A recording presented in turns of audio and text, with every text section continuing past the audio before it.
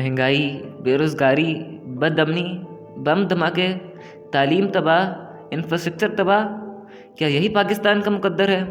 اس ملک کے 70% نوجوان اسے چھوڑ دینا چاہتے ہیں۔ جانتے ہیں کیوں؟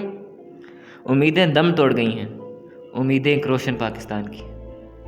لیکن رکیں، کیا واقعی پاکستان کا کوئی مستقبل نہیں؟ کیا ہمارے بزرگوں کی قربانیوں کا کوئی صلہ نہیں؟ کیا اقبال کا خواب یوں ہی ادھورا رہ جائے گا؟ کیا قائد کی اسلامی فلاحی ریاست ہمیں کبھی نصیب نہیں ہوگی؟ پرعزم نوجوان ہیں پرعزم نوجوان۔